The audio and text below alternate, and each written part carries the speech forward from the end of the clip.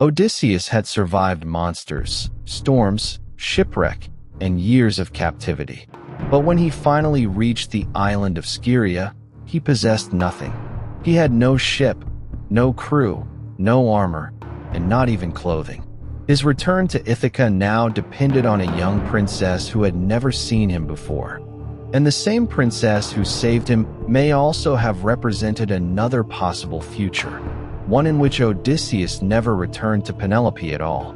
Welcome to Gods and Heroes Unveiled, where ancient myths reveal the choices hidden inside legendary journeys.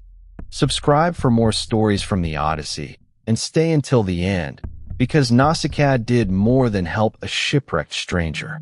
She placed Odysseus on the final road home while quietly opening a path that could have led somewhere else. The hero at his lowest point. When Odysseus washed onto the shore of Scheria, he was barely alive. Poseidon had shattered his raft. The sea had dragged him across rocks, exhausted his strength, and stripped away every sign that he had once been a king and warrior. He crawled inland, covered himself beneath leaves, and fell asleep. This was not the triumphant hero who had devised the wooden horse at Troy. It was a nameless stranger hidden in the wilderness, vulnerable to anyone who found him. Athena could have appeared and guided him directly. Instead, she chose a different instrument. She entered the dream of Nausicaa, daughter of King Alcinous and Queen Arete. Athena chooses Nausicaa. Nausicaa was young, unmarried, and living within one of the most protected royal households in the Odyssey. In her dream, Athena took the appearance of one of her friends and teased her about the unwashed clothing in the palace. A marriage could come soon, the dream suggested, and fine garments would be needed for Nausicaa and the family attending the celebration. The message appealed to duty, reputation, and the possibility of marriage. When Nausicaa awoke, she asked her father for a wagon and mules so she could take the clothing to the river. She did not openly mention marriage, but Alcinous understood enough to grant the request. Nausicaa and her attendants washed the garments, spread them in the sun, ate their meal, and began playing with a ball. Then Athena directed the ball into the water. The girls shouted. The sound woke Odysseus, the stranger in the bushes. Odysseus rose from beneath the leaves and broke a branch to cover himself. He was salt-stained, injured, naked, and wild from the sea. To the princess and her servants, he did not look like a famous king. He looked like a dangerous stranger emerging from the wilderness. The maids fled. Nausicaa remained. Homer explains that Athena gave her courage and removed fear from her body. But divine help does not erase what Nausicaa herself does next. She stands alone while an unknown man approaches. Odysseus immediately faces a decision. Should he rush forward and grasp the princess by the knees, the traditional gesture of a desperate suppliant? Or would physical contact terrify her? He chooses to remain at a distance. That choice matters. Odysseus has no weapon, rank, or physical advantage. His survival depends entirely on judgment and speech. Words instead of force. Odysseus praises Nausicaa carefully. He compares her beauty to Artemis, but he does not claim to know whether she is a goddess or a mortal. He tells her that he has suffered at sea and asks only for clothing and directions to the city. He also blesses her future. May the gods give her a husband, a household, and harmony between them.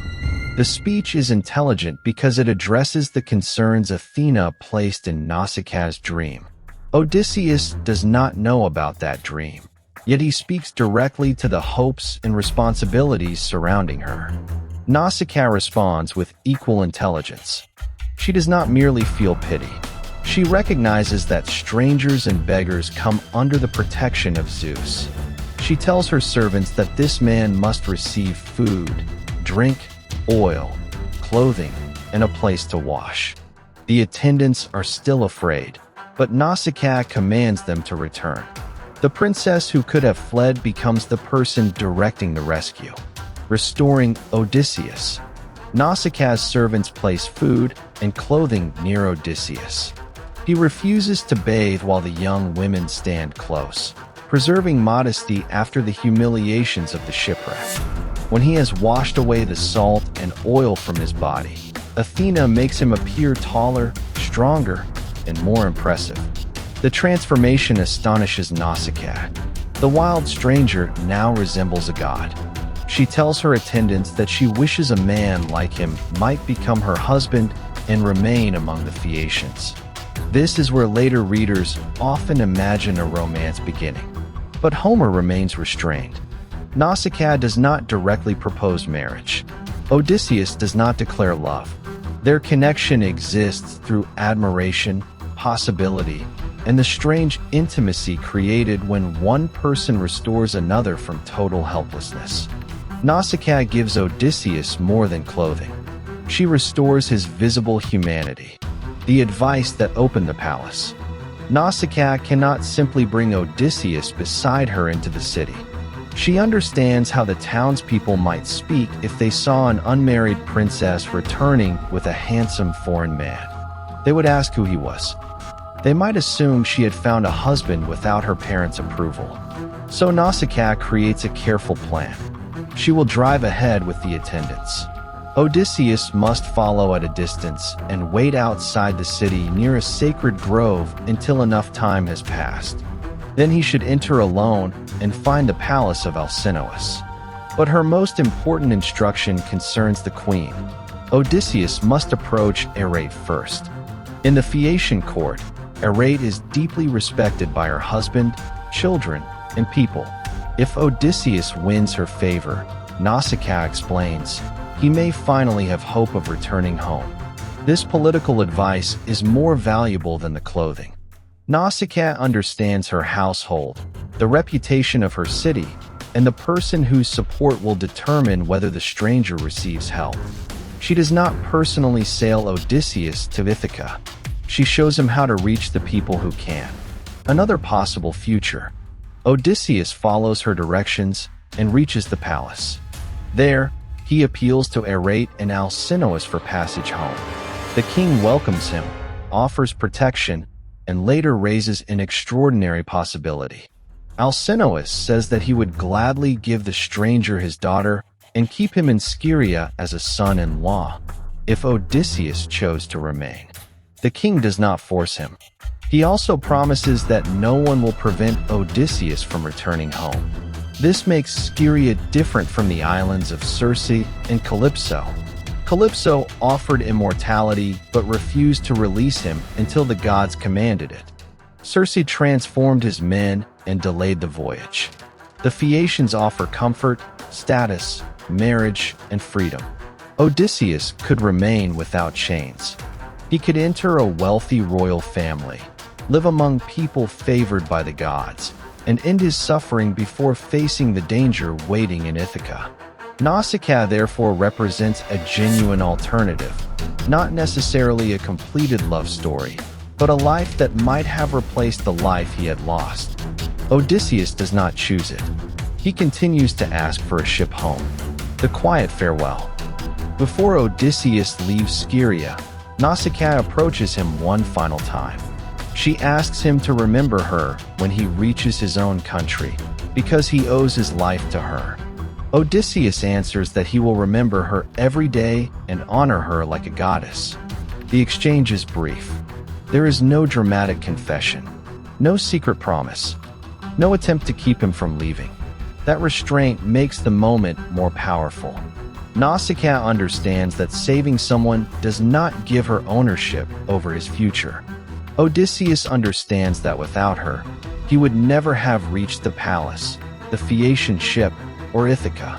The princess disappears from the epic almost as quietly as she entered it. Yet her action changes everything. Conclusion. Nausicaa did not defeat a monster, command an army, or summon a god. She found a frightening stranger at the edge of civilization and chose courage over fear. She gave him food, clothing, dignity, and the exact advice needed to secure his return. The Phaeacians later carried Odysseus across the sea while he slept, and placed him on the shore of Ithaca. But that final voyage began beside the river when Nausicaa refused to run.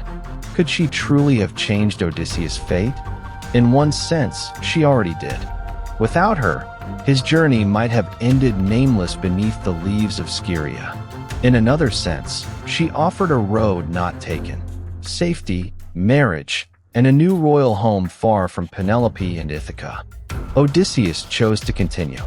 Was that decision driven mainly by love for Penelope, duty to his household, or the need to recover his identity as king of Ithaca? Share your interpretation in the comments.